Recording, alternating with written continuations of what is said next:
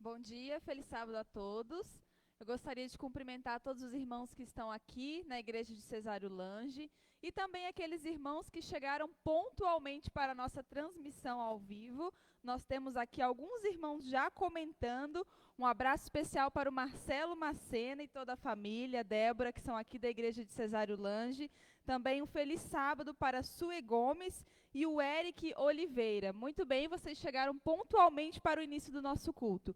E para nós começarmos, nós vamos louvar a Deus com o hino Inteiramente Fiel. Eu convido a todos a cantarem junto comigo, a você que está nos assistindo e também aos nossos irmãos que estão aqui. Vamos juntos louvar a Deus.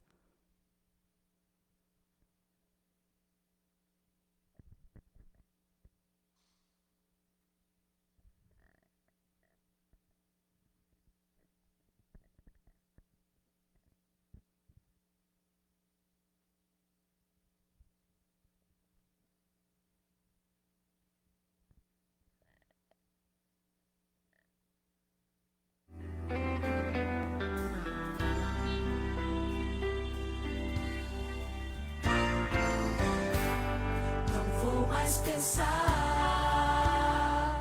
no que passou ou deu errado. Aquilo que Deus começou irá crescer, pois tem o seu cuidado. Quem tanto me amou merece de mim a entrega do meu melhor. Sou inteiramente de Cristo Jesus.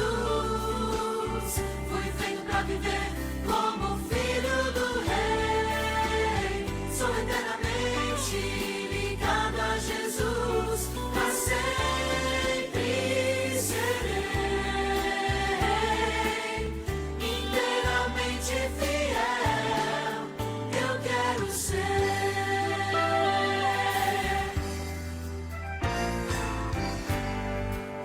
De um lugar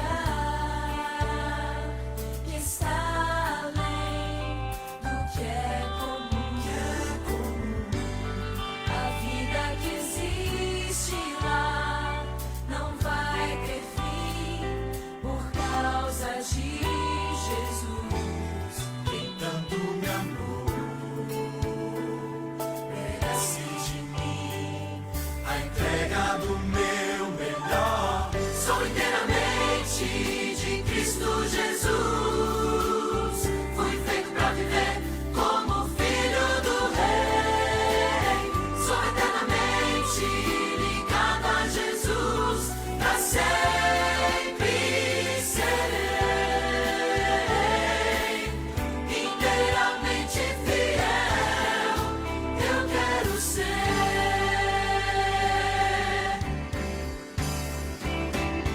Sou inteiramente de Cristo Jesus. Fui feito pra viver como filho do Rei. Sou eternamente ligado a Jesus. Pra sempre serei inteiramente fiel. Inteiramente fiel. Inteiramente fiel, eu quero ser.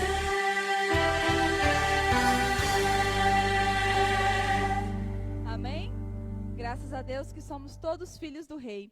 E neste momento eu convido você que está aqui na igreja de Cesário Lange a se colocar em pé. E eu vou convidar o nosso diácono, o irmão Gilmar, que vai nos dirigir uma oração. Fiquemos em pé e vamos falar com Deus.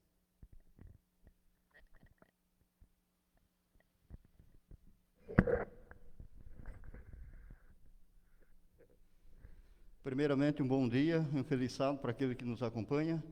Curvemos nossa fonte para falarmos com Deus. Senhor nosso Deus Altíssimo, engrandecido seja o seu santo e maravilhoso nome. Obrigado, Senhor, por mais essa oportunidade de estarmos aqui, Senhor, na sua santa casa, para lhe pedir, Senhor, e render graças e louvores a seu nome. Que o seu Santo Espírito nos conduza, Senhor. Aqueles que estão em casa também, nos acompanhando, que o Espírito Santo permeie os vossos lares, Senhor, nos abençoando também, porque sabemos que eles conosco estão aqui, Senhor, em pensamento, e sabemos que o Senhor também está em vossos lares. Que a palavra que será pregada hoje, Senhor, venha nos auxiliar, porque somos necessitados da palavra do nosso Senhor Jesus Cristo. E as horas que seguem agora, que seja comandado pelo poder do nosso Jesus Cristo, aquele que vive e reina para todo sempre. Amém. Muito bem, dando continuidade então à nossa escola sabatina. Neste momento nós teremos o informativo mundial das missões. As nossas ofertas neste trimestre estão indo para a divisão centro-oeste africana e eu convido você a acompanhar conosco o informativo.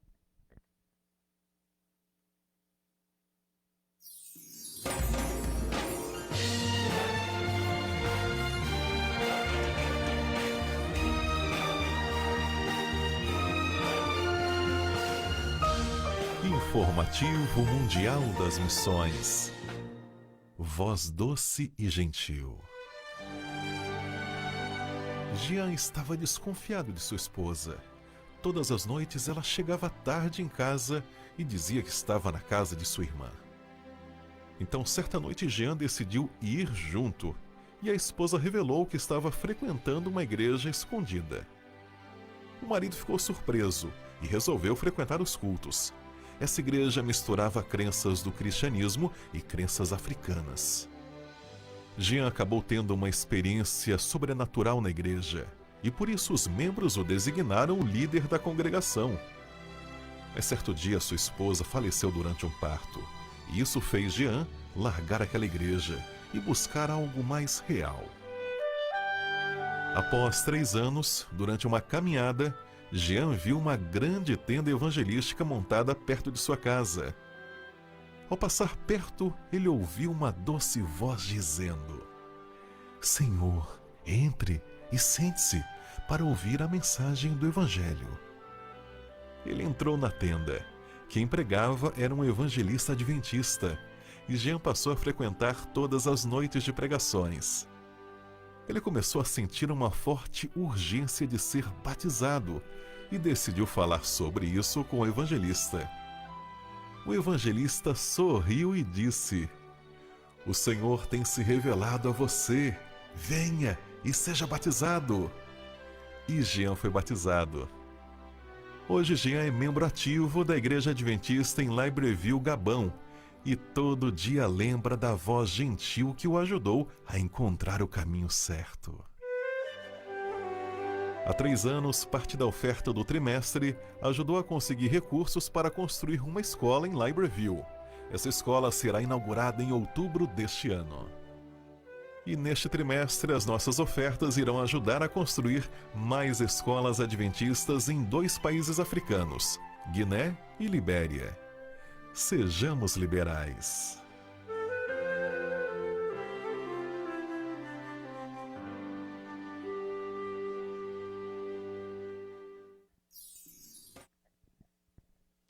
Muito bem, nós já vimos que tem vários outros irmãos se conectando aí com a gente. Sejam todos muito bem-vindos. Feliz sábado a você que está nos acompanhando.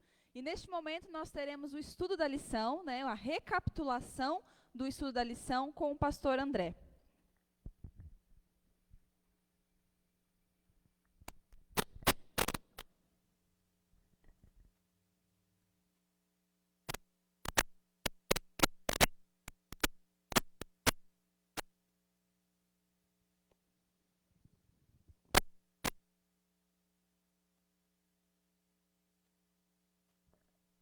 Feliz sábado a todos.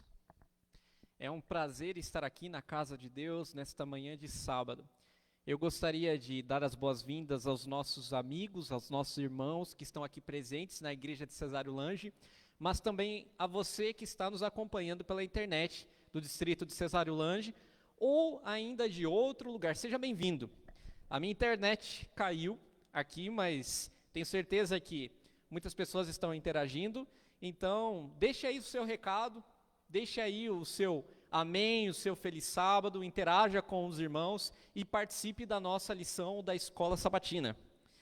A lição desta semana recebeu o título de Possibilidades Ilimitadas. E a lição falou sobre a atuação do Espírito Santo e sobre os dons espirituais. A Bíblia apresenta algumas listas de dons. Por exemplo, Romanos capítulo 12, Efésios capítulo 4 e 1 Coríntios capítulo 12. A lição dessa semana trabalhou um pouco mais o texto de 1 Coríntios capítulo 12. E nós vamos então estudar hoje um pouco sobre essa variedade de dons e como Deus quer usar você poderosamente para pregar o evangelho do reino. E como o seu talento, a sua habilidade pode ser usada para a bênção e edificação do corpo de Cristo. Eu quero começar a recapitulação da lição lendo um trecho de Ellen White que se encontra na Ciência do Bom Viver, na página 159. Não pode haver limite à utilidade de uma pessoa que, pondo de parte o próprio eu, oferece margem à atuação do Espírito Santo em seu coração e vive uma vida inteiramente consagrada a Deus. Abra sua Bíblia em 1 Coríntios capítulo 12, nós vamos ler aqui alguns versos. 1 Coríntios capítulo 12, verso 12. 1 Coríntios capítulo 12, verso 12. Abra sua Bíblia também, acompanhe aí em casa. E nós vamos ler aqui alguns versos.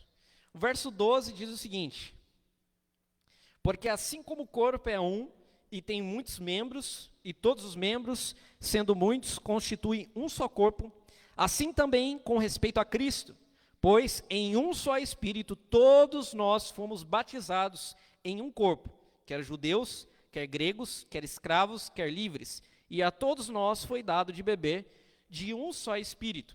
E o verso 18 diz: mas Deus dispôs os membros, colocando cada um deles no corpo, como lhes aprouve.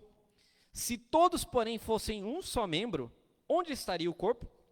O certo é que há muitos membros, mas um só corpo. Não podem os olhos dizer à mão: não precisamos de ti, nem ainda a cabeça aos pés: não preciso de vós. Pelo contrário, os membros do corpo que parecem ser mais fracos são mais necessários. Paulo está argumentando aqui que não há hierarquia de dons.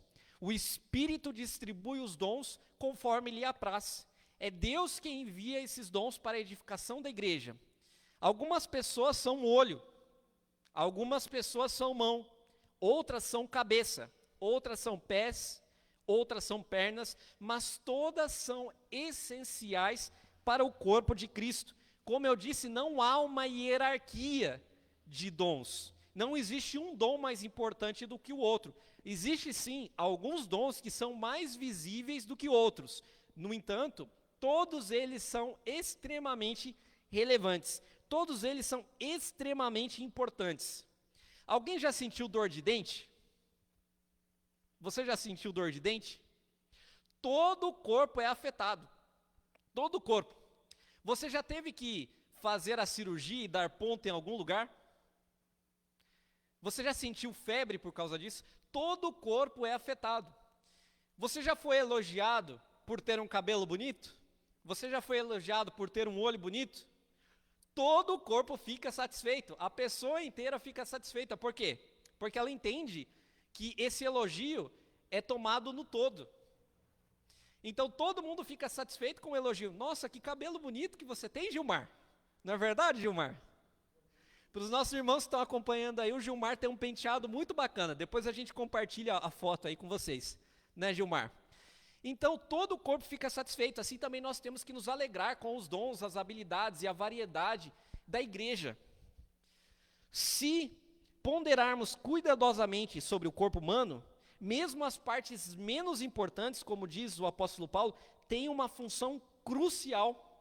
Aqui, por exemplo, no verso 22, é dito o seguinte: pelo contrário, os membros do corpo que parecem ser mais fracos são mais necessários, e os que nos parecem menos dignos no corpo, a este damos muito maior honra. Também os que em nós são menos decorosos, revestimos de especial honra. Aqui, possivelmente, Paulo esteja falando dos órgãos genitais, ou seja, eles são revestidos, eles são cobertos, porque eles são menos decorosos, então você precisa cobri-los, você não pode deixá-los à mostra. Mas esses que são menos decorosos, lhe é concedido, como diz ele, maior honra, para que não haja divisão no corpo de Cristo. Pelo contrário, cooperem os membros com igual cuidado em favor uns dos outros. Paulo está dizendo aqui que aqueles membros que são menos honrados, ou melhor dizendo aqui, que são, como ele diz, fracos, né, e menos dignos, são aqueles que recebem maior honra. Ou seja, no corpo de Cristo, não importa se você é visível, você está aí exposto e as pessoas o veem ou não. Não importa, aplicando para a igreja, se você está cantando, que é uma função, né? O cantor hoje na igreja é alguém assim que está em destaque, fala, nossa, que voz bonita que fulano de tal tem, e acaba muitas vezes atraindo atenção para si mesmo, ou o pregador, nossa, como fulano de tal fala bem. Às vezes essas pessoas estão mais visíveis, mas a exemplo desses membros menos dignos, entre aspas, Paulo está trabalhando com uma metáfora aqui, eles também recebem maior honra, ou seja, não importa se você está na recepção, não importa se você canta, não importa se você prega, não importa se você auxilia as pessoas com alimentos, não importa qual a função você desempenha, no corpo de Cristo, toda a função é extremamente relevante e importante. E quanto, entre aspas, menos digna é a sua função, maior honra Deus lhe concede. Todos são importantes no corpo de Cristo. Quando eu estava preparando a lição da escola sabatina, eu vi um exemplo que eu achei muito apropriado. Nas Olimpíadas do Rio, que foram realizadas em 2016, se não me falha a memória, um atleta que era recordista mundial de marcha atlética, o nome dele era Johan Diniz, que era um francês, acabou ficando em 8º lugar na corrida. Mas por quê? Esse atleta teve um problema enquanto ele estava correndo. Ele teve ali um problema intestinal. Em outras palavras, ele teve dor de barriga na hora da corrida. Você já pensou? A pessoa se prepara a vida inteira, né? É o recordista, é o melhor atleta da categoria, daquele esporte específico. E então, o que acontece? Chega no dia D, né, o dia mais importante, e ele tem uma dor de barriga. Agora, eu fico pensando, quando você vai correr, quais são os membros que você utiliza? As pernas? Os pés? O pulmão, né, os órgãos, o coração? A gente nunca vai pensar no intestino, não é verdade? Talvez o intestino fique lá no último ponto da lista. Você não pensa que isso pode interferir na sua corrida, no seu desempenho atlético, mas foi exatamente isso que aconteceu. Alguns órgãos, alguns membros não estão tão à vista, mas se ele não estiver bem, todo o corpo sofre e o resultado final é prejudicado. Por isso que a igreja, o corpo de Cristo, precisa trabalhar unido. Nada prejudica mais o trabalho da igreja do que inveja, do que fofoca, do que divisão. Os ministérios da igreja precisam trabalhar unidos. Os irmãos precisam somar os seus esforços. Aquele que sabe pregar deve trabalhar com aquele que sabe dar estudo bíblico. E o que sabe dar estudo bíblico deve trabalhar com aquele que distribui alimentos. E o que distribui alimentos deve trabalhar com aquele que canta. É assim. Então nós trabalhamos unidos. Deus concede o Espírito Santo. E Deus distribui os dons para a edificação do corpo de Cristo. Na igreja de Corinto, Paulo tinha um problema muito sério de divisão. Vocês vão se lembrar que algumas pessoas tinham ali problemas, além de desavenças pessoais e casos de imoralidade, casos assim de pecados terríveis. Eles tinham divisões. Um dizia, eu sou de Pedro. Outro dizia, eu sou de Paulo. O outro dizia, eu sou de Apolo. E a igreja estava rachada, dividida. E Paulo estava exortando os irmãos a permanecerem unidos, mostrando a importância de cada um deles. Embora haja variedade na igreja, é preciso haver harmonia, união. Todos nós trabalhamos por um mesmo propósito. Se você vem à igreja e você acaba causando discórdia, desavença, você está prejudicando o corpo de Cristo. Nós devemos nos unir e apoiar uns aos outros. Essa é a principal lição dos dons espirituais. Outra coisa que fica muito claro aqui em 1 Coríntios capítulo 12, e eu quero ler com vocês o verso 11, é que Deus é o doador de todos os dons. O verso 11 diz assim: mas um só e o mesmo Espírito realiza todas essas coisas, distribuindo-as como lhe apraz, a cada um individualmente. Ellen White escreveu uma carta em 1903 para um certo homem, a fim de encorajá-lo a usar no serviço os dons que Deus lhe havia concedido. Ela diz o seguinte: somos todos membros da família de Deus. A todos nós, em maior ou menor grau, foram confiados os talentos dados por Deus, e somos responsáveis por sua utilização. Seja nosso talento grande ou pequeno, devemos usá-lo no serviço de Deus e reconhecer o direito de todos os outros de usar os dons que lhes são confiados. Nunca devemos menosprezar o menor capital físico, intelectual ou espiritual. Bom, ficou claro então que os dons foram dados para a edificação do corpo de Cristo, para que haja unidade e que Deus é quem distribui os dons. Mas você pode perguntar: mas o que é o dom? O dom é equivalente a talento?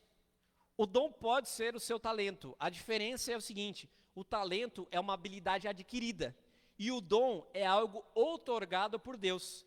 Todos os talentos, em última instância, também são outorgados por Deus, é verdade. Porque nada do que há de bom nesta terra tem outra origem senão divina.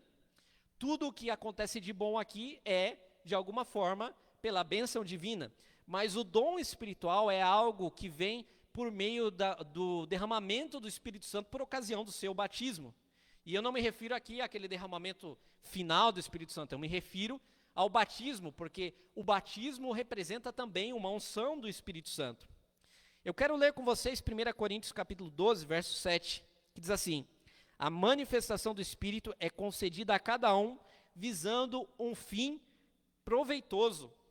Então, essa habilidade que você tem naturalmente pode se tornar um dom para que ela seja usada para a edificação da igreja. Se você tem uma habilidade e essa habilidade edifica os irmãos, e essa habilidade ajuda na missão, e essa habilidade preserva a união da igreja, essa habilidade é um dom outorgado pelo Espírito Santo.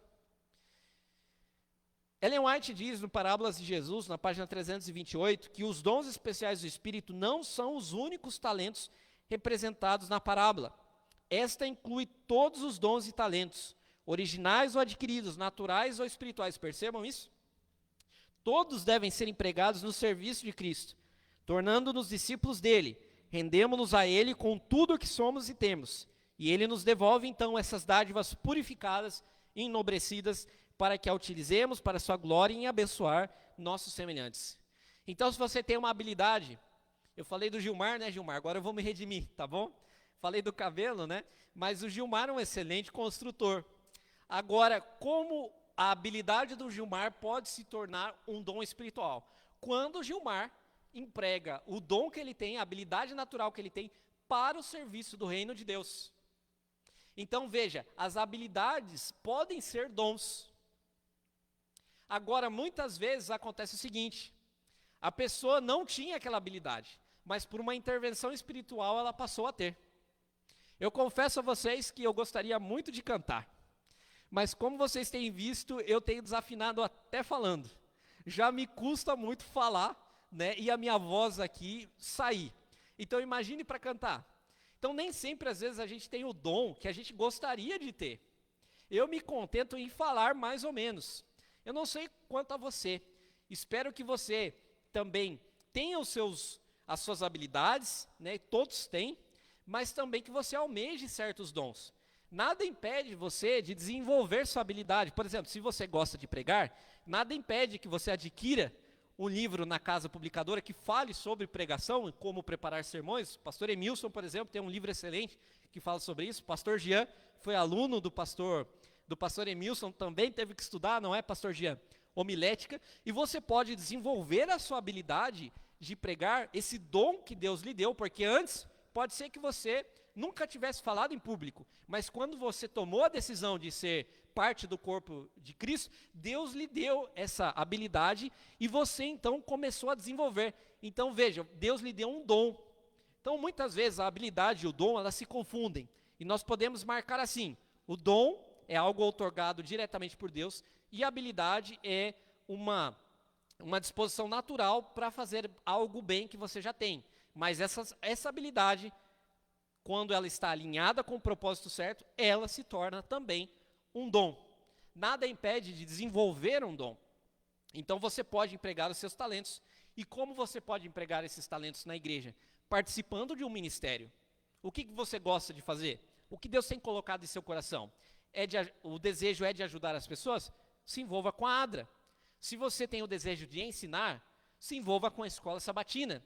Se você tem aí o desejo ardente de falar de Cristo às suas pessoas, se envolva com o ministério pessoal da sua igreja. Forme uma dupla missionária. Então você vai estar trabalhando pela causa certa. E Deus então vai usar essas habilidades e dons que Ele lhe deu para o avanço da sua causa. Bom, seguindo com a lição, o capítulo aqui 11 de Lucas, abra sua Bíblia em Lucas, capítulo 11, nós vamos ler o verso 13. E nós vamos ver aqui como então nós descobrimos o nosso dom. Eu estou aqui na lição de quarta-feira. Lucas, capítulo 11, verso 13. Se você não sabe qual é o seu dom, qual foi o dom que Deus lhe deu, então você deve pedir para que o Senhor te oriente. Lucas, capítulo 11, verso 13, diz o seguinte: ora, se vós que sois maus sabeis dar boas dádivas aos vossos filhos, quanto mais o Pai Celestial dará o Espírito Santo àqueles que lhe pedirem. Você quer receber o Espírito Santo? Você quer ter um dom? Peça para o Espírito Santo, peça que ele lhe mostre qual é esse dom. E se você deseja tal dom, e esse desejo não tem um propósito de se aparecer, ou um propósito aí de satisfação pessoal, Deus vai lhe dar esse dom, porque Ele quer que você se envolva nas atividades da igreja, Ele quer que você se envolva com a pregação do Evangelho. Tiago, capítulo 1, verso 5, também vai nos dizer algo semelhante. Tiago, capítulo 1, verso 5. Se, porém, algum de vós necessita de sabedoria, ou seja, sabedoria é um dom espiritual, peça a Deus, que dá a todos liberalmente e nada lhes impropera, e ser-lhe-á concedida. Ou seja, se você quer ter sabedoria, se você quer ter conhecimento, peça para Deus. Qual é o dom que você gostaria de ter? Ou se você não sabe exatamente qual é o seu dom, pergunte para Deus, peça que Ele lhe mostre. É assim então que você descobrirá quais são esses dons. Eu sei que eu tenho lido bastante alguns trechos de Ellen White, mas é que a lição realmente colocou alguns textos aqui muito apropriados da mensageira do Senhor. E eu gostaria de compartilhar com vocês um trecho que se encontra no Parábolas de Jesus, página 327. Somente quando os discípulos se renderam plenamente à sua atuação em fé e súplicas, foi derramado sobre eles o Espírito Santo.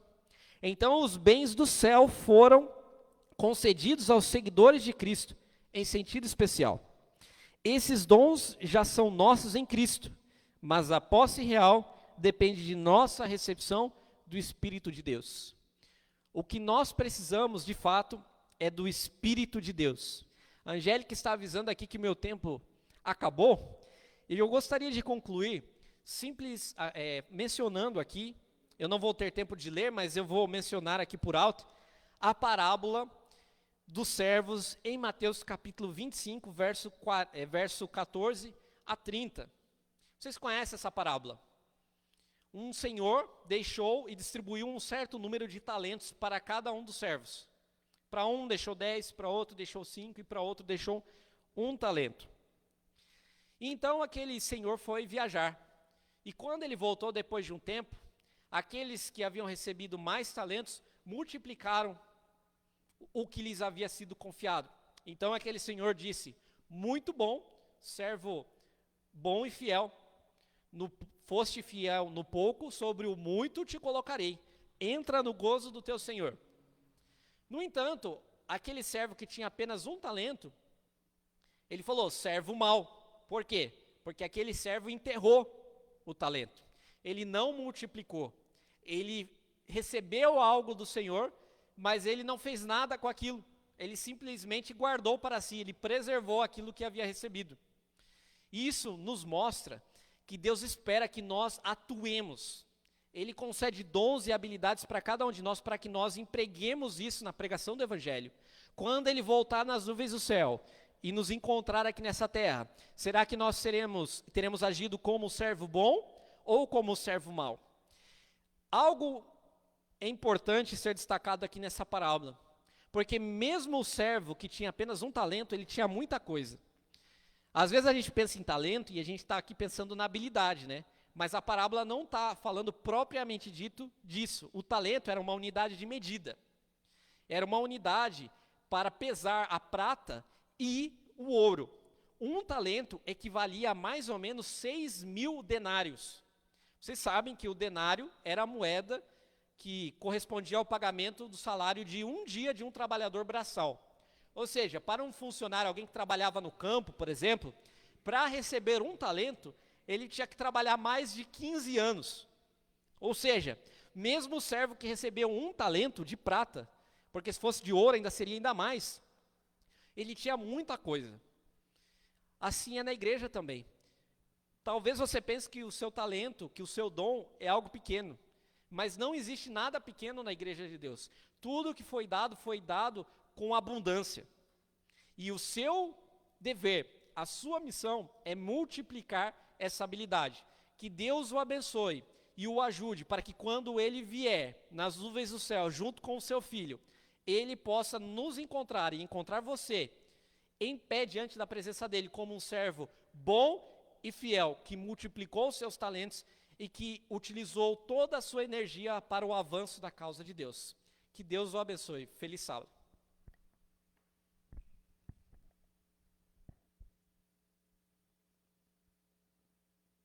Feche seus olhos e vamos falar com Deus. Eterno nosso Pai, nosso Rei, muito obrigado, Senhor, por esse sábado de manhã que o Senhor tem nos dado.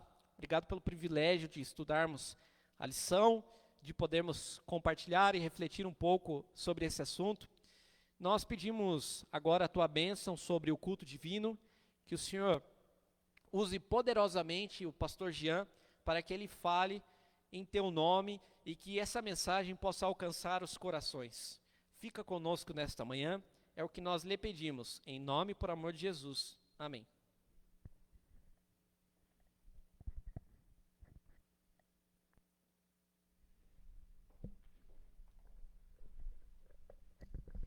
Muito obrigada, pastor André, pelo estudo da lição.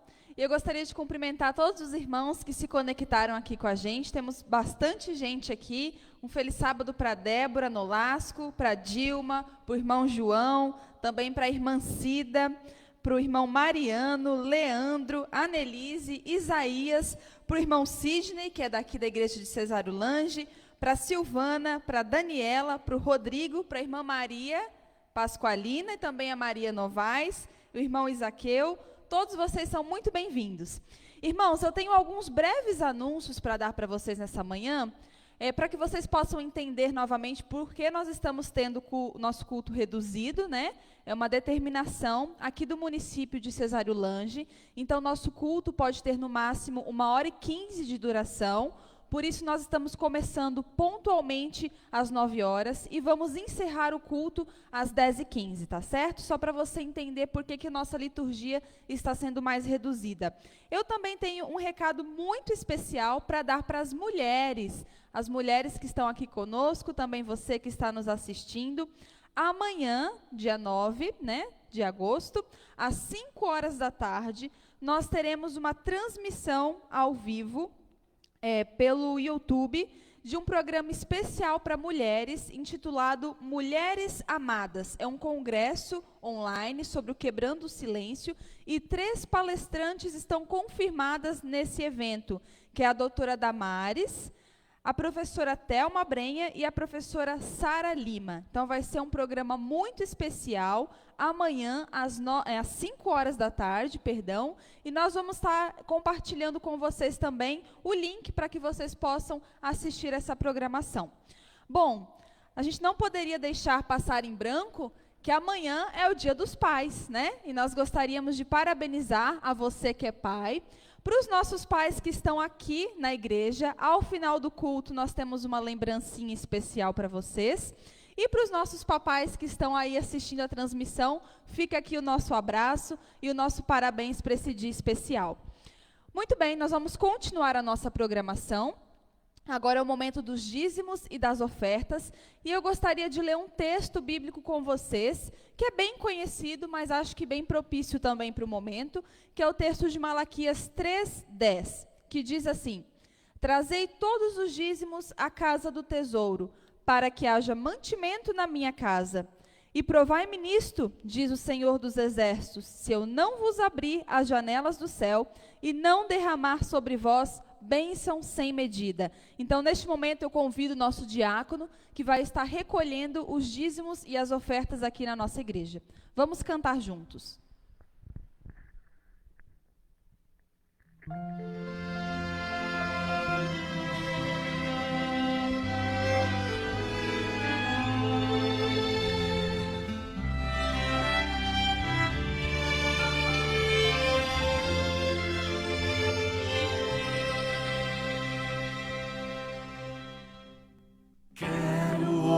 Ofertar,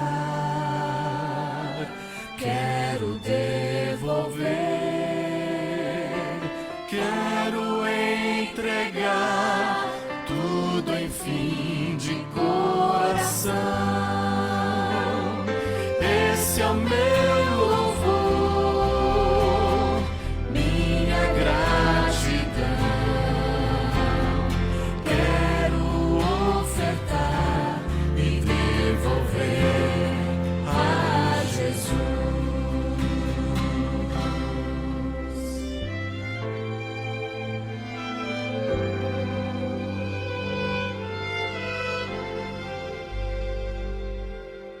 Bênção sem medir.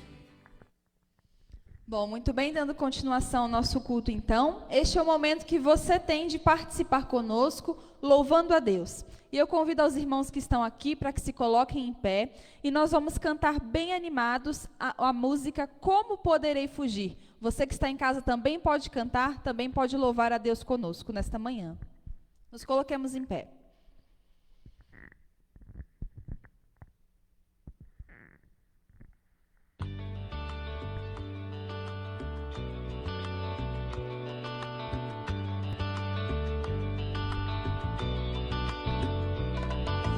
Como poderei fugir dos teus olhos de amor? Sua mão me alcançará, não importa onde eu for. Tu conheces meu viver, mesmo antes de eu nascer. Meu deitar e levantar, sempre estás a observar. Precioso é o teu amor, exaltado, coroado, em teu nome há poder. Tu és digno de louvor e glória, meu desejo é viver por ti.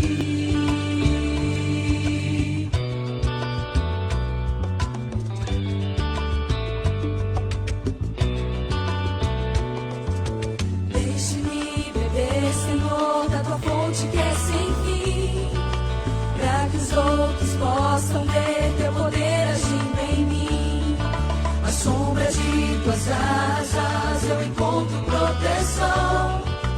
Quando estou perdido, me estendes tua mão. Precioso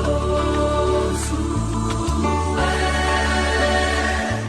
o teu amor, exaltado, coroado, em teu nome há poder.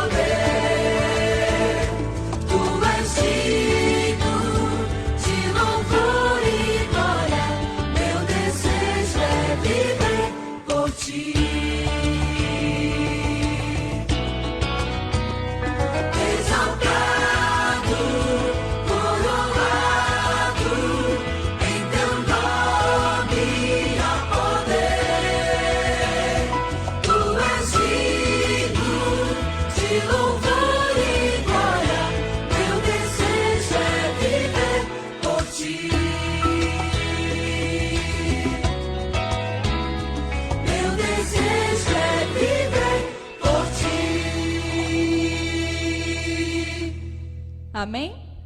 Feche seus olhos, nós vamos falar com Deus. Muito obrigada, Senhor, pela oportunidade que nós temos de louvarmos o teu santo nome nesta manhã de sábado. Te agradecemos pelas inúmeras bênçãos que o Senhor já tem derramado sobre nós neste culto e te pedimos para que o Senhor continue conosco, abençoando de forma muito especial o pastor Jean, que vai compartilhar o estudo da palavra conosco nesta manhã, e que nós possamos sair daqui com o nosso coração cheio do teu Santo Espírito. Também abençoe de forma especial os irmãos que estão em casa acompanhando essa programação. Em nome de Jesus, amém.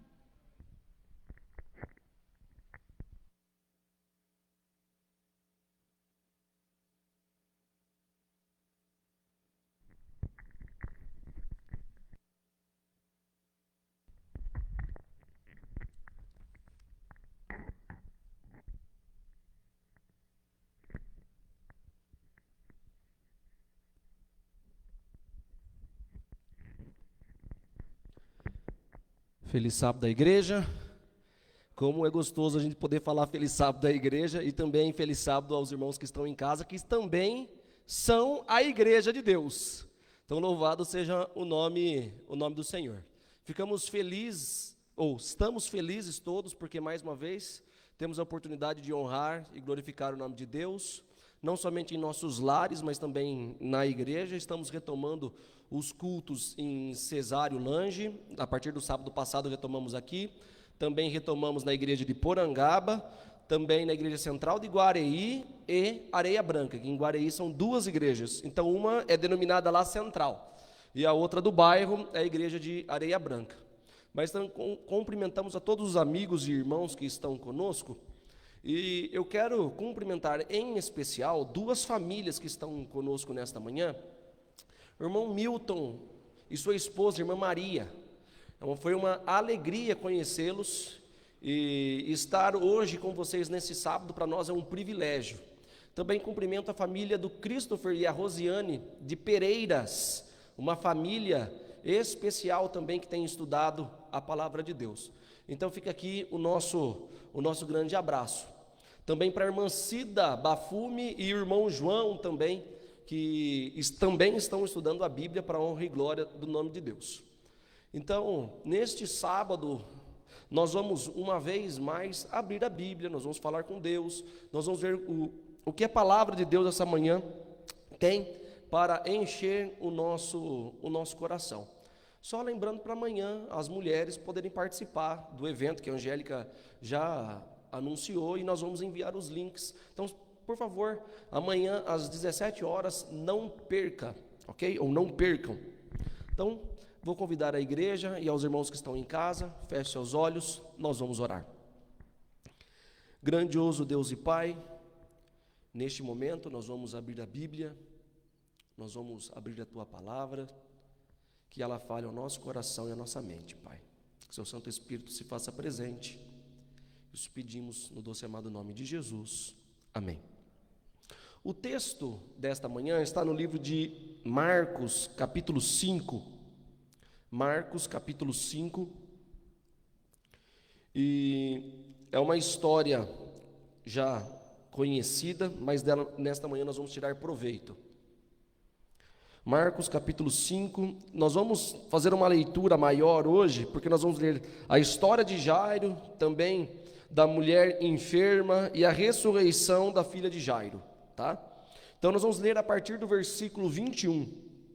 Vamos aqui a narrativa então do livro de Marcos, capítulo 5, a partir do versículo 21. Todos encontraram? Os irmãos que estão em casa também encontraram? Abriu sua Bíblia, abriu seu celular, abriu seu dispositivo móvel, isso é importante. Abra e agora vamos à leitura do texto.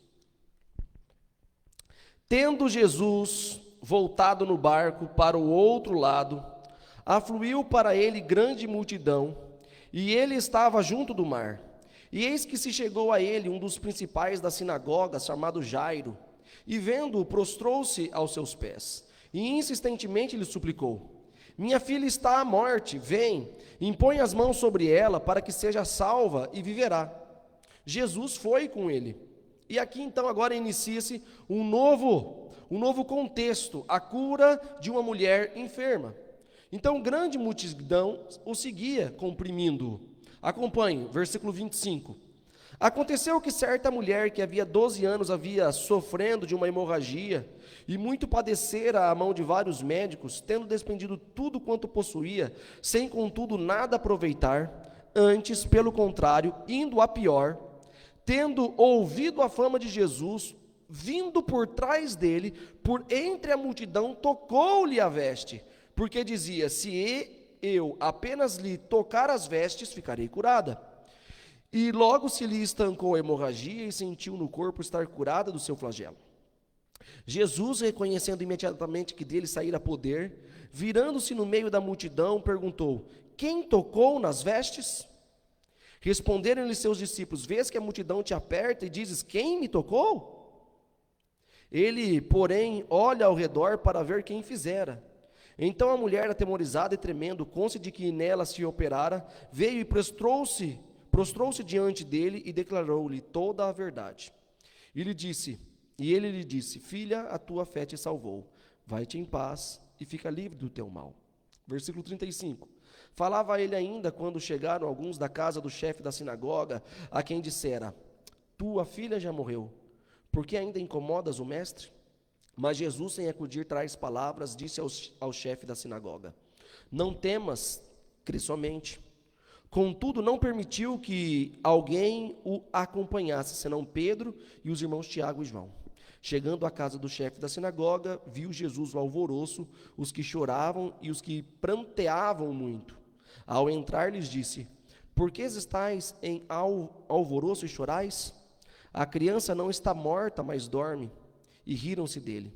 Tendo ele, porém, mandado sair a todos, tomou o pai e a mãe da criança e os que vieram com ele, e entrou onde ela estava. Tomando-a pela mão, disse: Talita cumi, que quer dizer: menina, eu te mando, levanta-te. E imediatamente a menina levantou-se e pôs-se a andar, pois tinha 12 anos. Então ficaram todos sobremaneira admirados. Mas Jesus ordenou-lhes expressamente que ninguém o soubesse e mandou que dessem de comer à menina. Mais do que cuidado pelas pessoas ou pelos problemas que não têm soluções humanas, Jesus, ele primeiro busca afirmar a fé das pessoas com a qual ele está entrando em contato. E ele firma a fé dessas pessoas por meio do ensino, por meio da prova, para que haja encorajamento em seu crescimento. Nessa narrativa do texto que acabamos de ler, do livro de Marcos, capítulo 5, do 21 até o 43, as pessoas que estão aqui, elas estão com dores ou estão em isolamento. E elas estão querendo resolver problemas que na mente delas são problemas inexplicáveis. E esses problemas inexplicáveis, geralmente, nós perguntamos para nós mesmos: por que isso está acontecendo comigo? Problemas inexplicáveis, nós perguntamos: por que isso está acontecendo comigo? Naturalmente, Jairo, ele estava perguntando: por que com minha filha? E a mulher enferma: por que estou há 12 anos enferma? Por que isso está acontecendo comigo? Embora como pecadores não merecemos nada melhor, é encorajador todos nós sabermos que Jesus, ele pode lidar não somente com o nosso pecado, mas também com as consequências desse pecado. Mas também com os males que nós comumente chamamos de não merecidos. Ou seja, quando nós olhamos para as dificuldades que passamos e falamos não merecemos, Jesus, ele também está ali, está pronto a nos acudir. Na história de Jairo, que começa aqui no versículo 21, diz que Jesus, ele está retornando do outro lado. Da onde ele está vindo? Da região de Decápolis. Algumas traduções dizem gadarenos, a outras gesarenos. Mas em especial, Jesus, ele tinha atravessado por volta de 8,5 quilômetros até chegar numa região chamada Cafarnaum. Ele tinha um compromisso na casa de Marcos, que o nome dele é João Marcos. Ele tinha um compromisso na casa de João Marcos. E quando ele chega aqui agora à outra margem, já uma grande multidão já estava aguardando Jesus.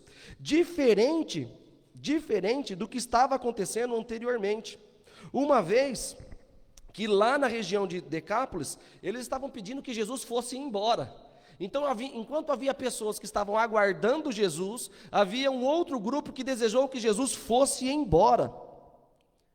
E agora, então, Jesus, ele chegando ao outro lado da margem, chegando agora na região de Cafarnaum, ele recebe, então, um homem que tem por nome Jairo, que prostra-se diante de Jesus, reconhecendo que ele é mestre, que ele é salvador. É comum, naquela época, as pessoas apenas se ajoelharem para aquelas pessoas que elas reconheciam como sendo rei, como sendo uma pessoa de alta importância. Então agora Jairo, chefe da sinagoga, ele se ajoelha diante de Jesus e ele implora para que a sua filha seja salva, porque a filha dele estava morrendo. E a frase ou o pedido de Jairo é: vem, impõe as mãos sobre ela, para que seja salva e viverá. O versículo 24 era tudo aquilo que Jairo esperava, pois Jesus foi com ele. Então o pedido de Jairo surte efeito. Ele sai de sua casa em desespero, ele vai até Jesus, ele prostra-se diante de Jesus, ele faz um pedido para Jesus diante da morte iminente de sua filha, e agora ele é atendido conforme ele pede. Jairo, ele é chefe da sinagoga, ele é responsável pelos serviços religiosos no centro da cidade aos sábados e pelo ensinamento na escola, e também trabalhava durante a semana no tribunal de justiça. Então a maioria dos líderes religiosos da época de Jesus eram contra os ensinamentos de Jesus. Vide Marcos capítulo 3, versículo 6, onde homens fariseus estão ali procurando, juntos com os herodianos, uma maneira de matar Jesus. Então os líderes da época de Jesus não aceitavam Jesus como mestre e queriam matar Jesus. Jairo, sendo chefe da sinagoga, deixando de lado o ensinamento contra Jesus, ele vai até Jesus porque ele reconhece que Jesus tem poder para salvar a sua filha. Ele intercede por uma filha que está desenganada, e é evidente que ele crê que Jesus ele tem poder de sobremodo natural, que aquele poder vem de Deus, porque ele já ouvido sobre Jesus. E Jairo então pede para que Jesus então venha e toque. Jesus não necessariamente precisava ir até a casa de Jairo para que o milagre acontecesse. Na verdade, quem escolhe o método é Jesus. Se nós formos para o livro de Marcos, capítulo 7, 24 a 30, você não precisa ler, mas tem a história lá da mulher Ciro-Fenícia, que pede para que Jesus apenas expulse o demônio da sua filha que estava na casa. E Jesus, então, da onde estava, conversando com aquela mulher, disse: olha, pode ir para casa, sua filha já está livre do mal. Então Jesus não necessariamente precisava ir à casa de Jairo, mas ele atende o pedido de Jairo conforme a fé de Jairo. Pois a cura não depende do método, mas depende de quem? De Jesus, de quem Jesus é e daquilo que ele pode fazer.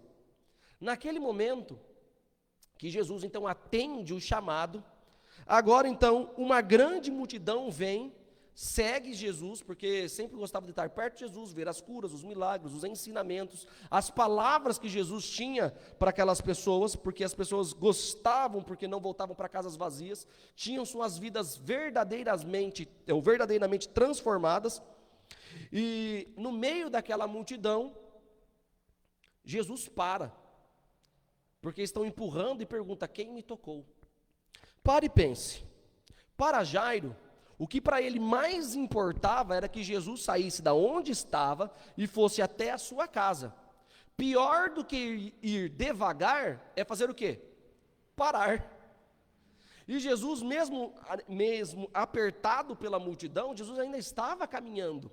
Eu imagino que Jairo, na sua pressa, ele devia estar abrindo a multidão, falando: dê licença, por favor, dêem licença, eu preciso, Jesus está indo à minha casa. A multidão comprimia, mas Jairo ia abrindo o caminho. Mas pior do que andar devagar é parar. E Jesus, então, agora ele para e faz uma pergunta: quem me tocou?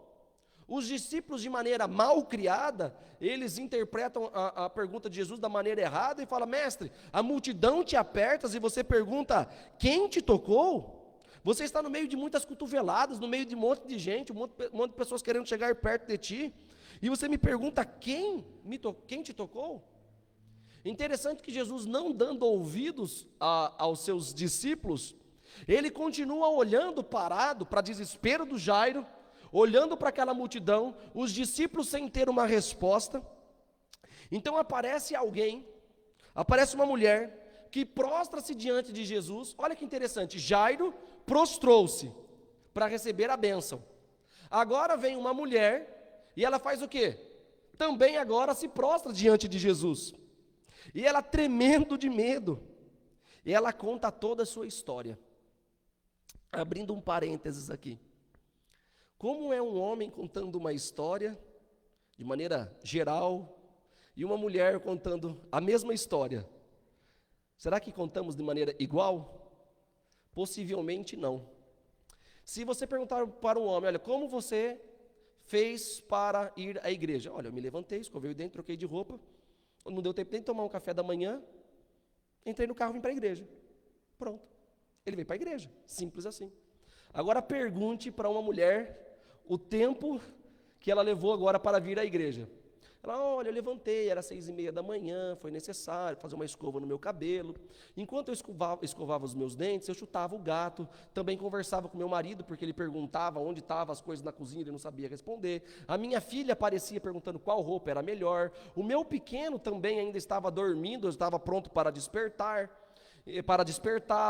E agora, depois de arrumar toda a minha família, eu esqueci que não tinha passado perfume, estava dentro do carro, voltei dentro de casa para passar o perfume, lembrei do meu dízimo, peguei, e quando estava dentro do carro, falei para o meu marido que ele estava muito elegante, muito bonito, e viemos conversando felizes para a igreja. Ou seja, o homem conta a história em 10 segundos, e a mulher ela coloca sentimento nas coisas, justamente por isso que ela grava e guarda muito mais os detalhes do que os homens. Agora imagine essa mulher que agora vem tremendo diante de Jesus e ela lhe conta toda a sua história. 12 anos que vinha sofrendo de uma doença feminina crônica que piorava cada vez mais. Recursos nada adiantaram e agora ela não tinha mais dinheiro. No auge dos seus problemas físicos, a sua condição de saúde a torna impura. Em tudo que toca, se torna impuro, segundo a lei que está em Levíticos, capítulo 15, do 25 ao 27. Por ela sofrer daquela hemorragia, tudo que ela tocava se tornava impura. Ou seja, aquela mulher era cerimonialmente impura. Ela fora excluída da sinagoga e da sua comunidade. Ela não tinha mais convívio social. Imagine você ficar 12 anos sem receber um abraço de uma pessoa que você ama. Imagine você ficar 12 anos afastado das pessoas, justamente porque você é visto como uma pessoa impura, ou cerimonialmente impura. Tudo que ela tocava era necessário ou as pessoas para a qual ela tocava, era necessário que aquela pessoa fosse o sacerdote e ficasse um dia impura. A pessoa ficava um dia impura. Então as pessoas não queriam estar perto dela. Ela agora vivia à margem da sociedade. Imagina a amargura que havia dentro do coração daquela mulher, e ela se perguntava, Senhor, por que comigo? Por que eu? Problemas inexplicáveis. Ela havia sido excluída, mas na sua fé, naquilo que ela conhecia sobre Jesus Cristo, ela sabia que se lhe tocar as vestes, ficarei o quê? Curada. E foi o pensamento que moveu ela, foi esse pensamento que moveu ela no meio da multidão e chegar até Jesus. E quando ela tocou em Jesus, Jesus imediatamente percebeu que dele havia saído poder, ou seja, dinamis. E seu poder, o poder de Jesus, ele é dado por Deus. E agora, imagine a situação de Jairo. Por que tudo isso? Por que parar para atender esta mulher? Jesus, ele se contrapôs aos costumes, ao parar para atender uma mulher, mas também estava se contrapondo aos costumes de atender uma criança. Justamente porque mulheres e crianças não eram vistas com grande importância pela sociedade.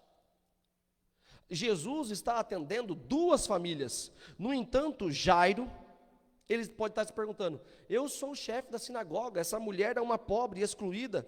Por que ajudar a ela e não ajudar a mim de maneira mais rápida? Ela está sozinha, é uma excluída, eu tenho posição. Ela pode aguardar.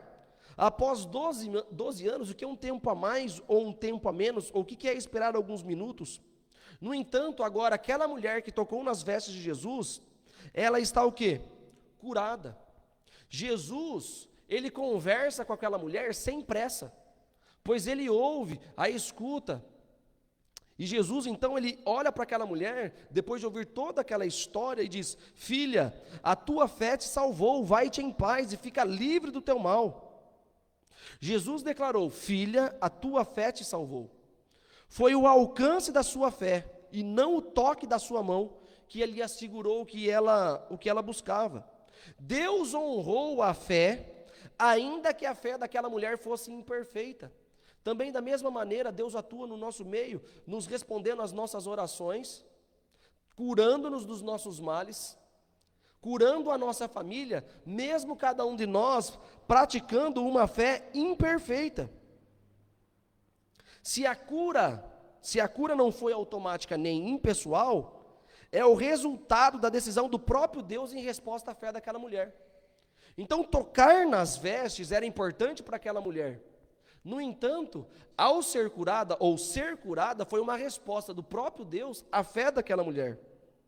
Jesus dá a essa mulher muito mais do que aquilo que ela esperava, porque ela esperava apenas ser o quê? Curada. Aquela mulher, em alguns momentos, ela chegou a pensar que ela era nada e nem ninguém. Jesus devolveu àquela mulher algo que, infelizmente, muitas pessoas têm perdido e não têm conseguido mais encontrar, que é dignidade. Ele valoriza as pessoas da maneira como elas estão e são. Ela suportando a dor de revelar a sua história publicamente, ela ganha a liberdade de seus temores. Veja, se ela foi até Jesus e agora ela conta para Jesus qual era o problema dela, ela estava revelando a toda uma comunidade que ela era cerimonialmente impura e que ela não era justa de estar no meio daquela multidão. Então, olha o risco que ela assumiu para poder ir até Jesus. Então, aquela mulher cerimonialmente impura pode ter procurado, de maneira muito discreta, apenas tocar nas vestes de Jesus, porque se ela era impura e naquilo que ela tocava se tornava impuro, então, para não passar a impureza para Jesus, aonde ela toca? Apenas nas suas vestes. Mas veja que, ao tocar em Jesus, de maneira secreta, Jesus, porém, não se torna impuro, mas Jesus, sendo puro, faz aquela mulher impura receber o quê? A sua pureza. Nada pode contaminar Jesus. Então aquela mulher, ao tocar em Jesus, ela não contamina Jesus, mas recebe de Jesus a purificação. E mais do que isso, porque ela recebe a cura da sua alma, da sua fé. Porque Jesus fala: filha, tua fé te salvou. Fé não é simplesmente concordar com tudo que a Bíblia diz. Isso não é fé. Fé é a confiança em Deus, que está ativamente cumprindo seus propósitos por intermédio de Jesus. Então, simplesmente concordar com a Bíblia, ou saber o que está escrito aqui na Bíblia, isso não torna você a ter fé. Isso apenas o torna conhecedor. Mas ter fé é você aceitar, e mais do que isso, é a confiança em Deus e no cumprimento dos propósitos de Deus na minha vida e na sua vida. Então Jesus, quando conversa com aquela mulher, ele transmite para ela a pureza que ele tem, e quando ela conta aquela história de maneira pública, agora todas as pessoas sabem que um dia ela foi impura, mas agora ela é pura. Então ela pode andar pela sociedade, ela pode ir ao supermercado, ela pode ir ao shopping, ela pode fazer as suas atividades agora normal. Por quê? Tem testemunhas de que um dia ela foi impura, cerimonialmente impura, mas agora ela é o quê? Restaurada, ela está salva. Então a coragem daquela mulher também impressiona, porque ela se expôs, e o que ela recebeu foi não apenas a cura física, mas foi a cura da alma.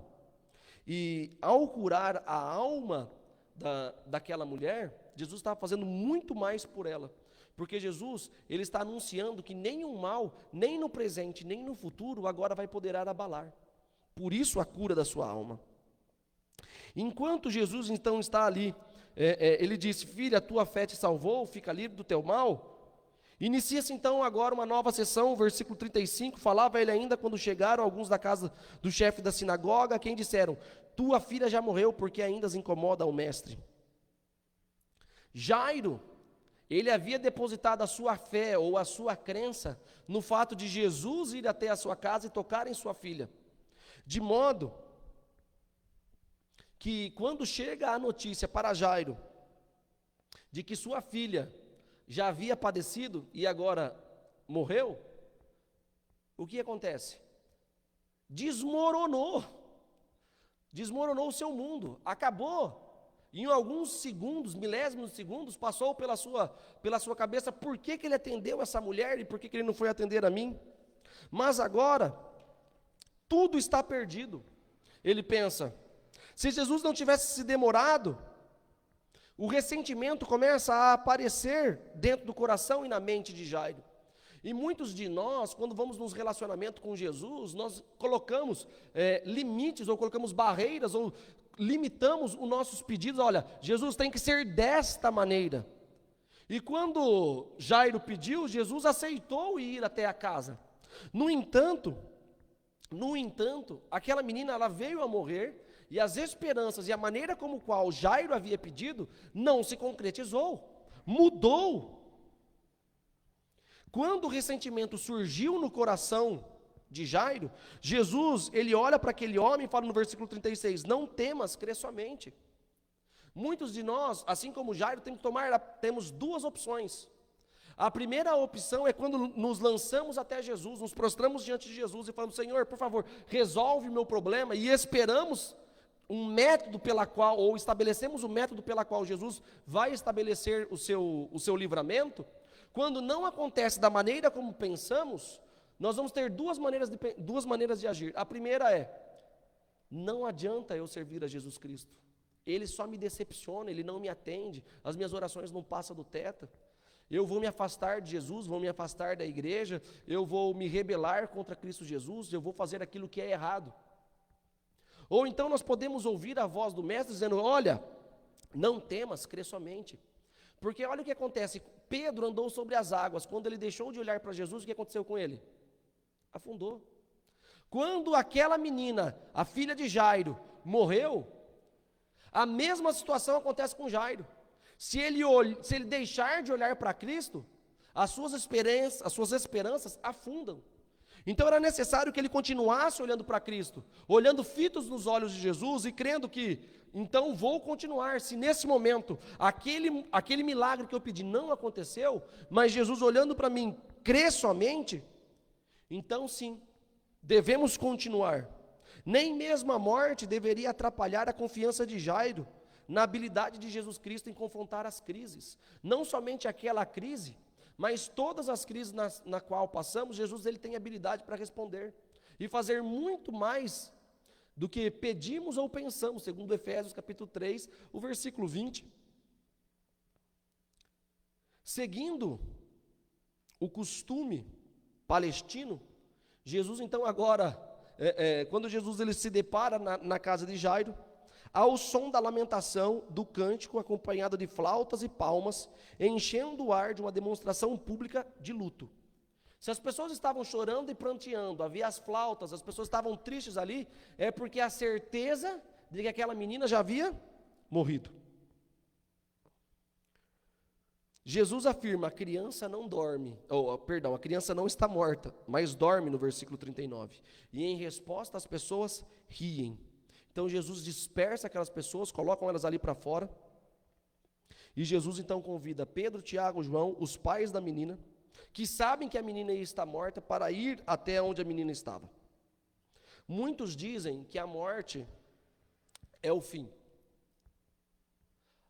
Todos nós temos um dia marcado para recebermos ou a vida eterna ou a morte eterna. Enquanto esse dia não chega, todos os nossos entes queridos, os amigos, as pessoas que estão tendo a vida ceifada, ou pelo Covid, ou por série de outras enfermidades, ou por acidentes, que estão indo para o pó da terra, elas estão dormindo no Senhor, elas estão mortas, elas não têm consciência de nada, porque na sepultura elas não falam, não tem nada lá, como diz o texto. Porque os vivos sabem que hão de morrer, mas os mortos de nada sabem. Eclesiastes 9, versículo 5. Mas em especial, essa menina estava morta, não havia mais nela o fôlego de vida, mas Jesus afirma, ora, ela dorme. Ela dorme. E cumprindo o que prometera a Jairo, Jesus então ele toma a mão daquela criança, toma aquela criança pela mão e diz, Talita cumi. No versículo 41 que diz, né, menina, eu mando, levanta-te.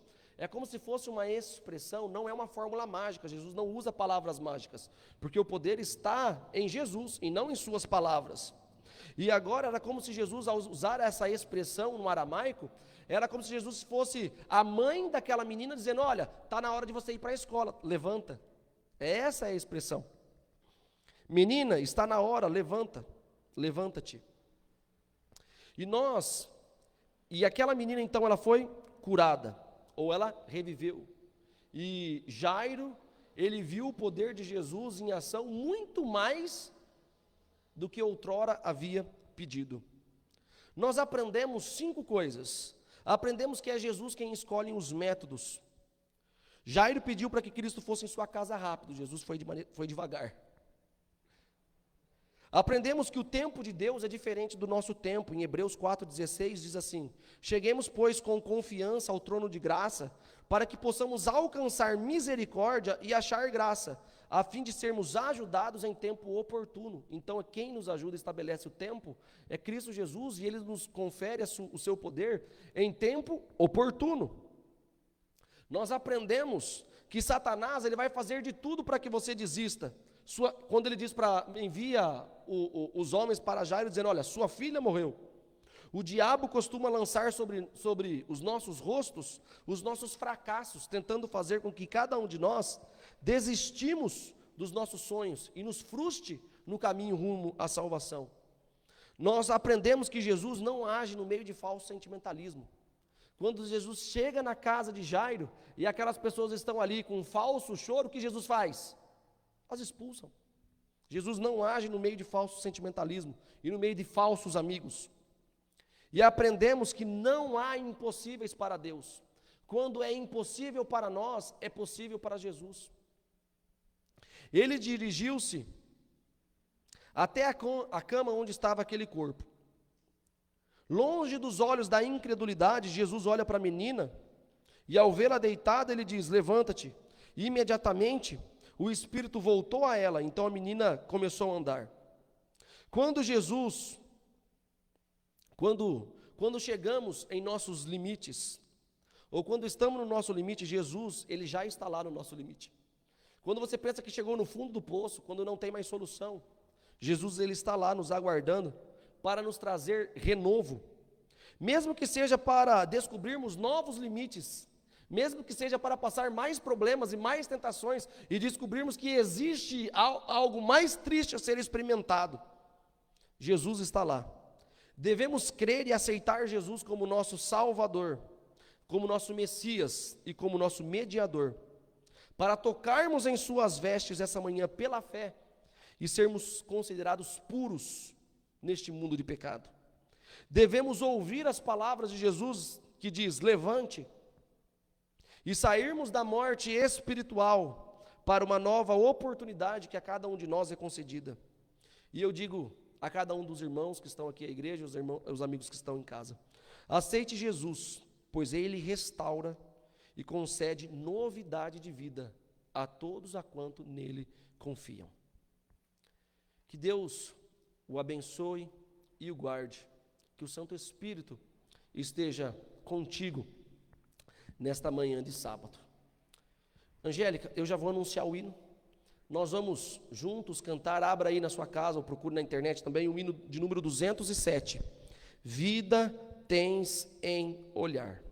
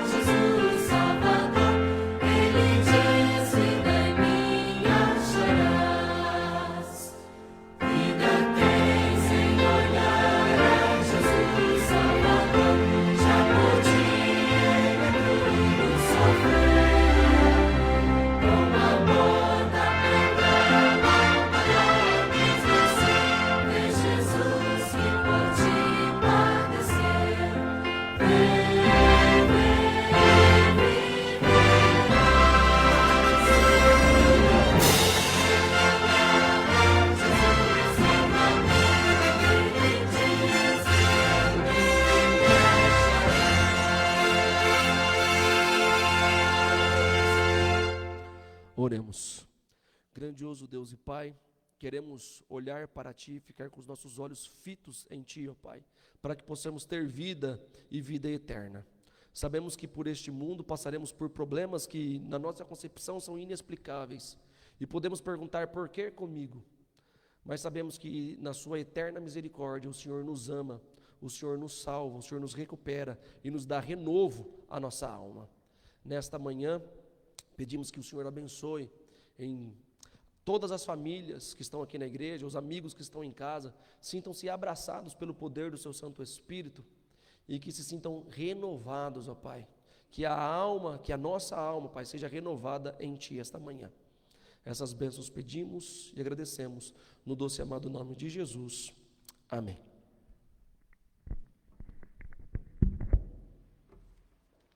Agradecemos a presença de todos os irmãos aqui, os que estiveram aqui conosco e também aqueles que estiveram nos acompanhando. Todos são convidados para estarem conosco no sábado às 9 horas. Feliz sábado a todos.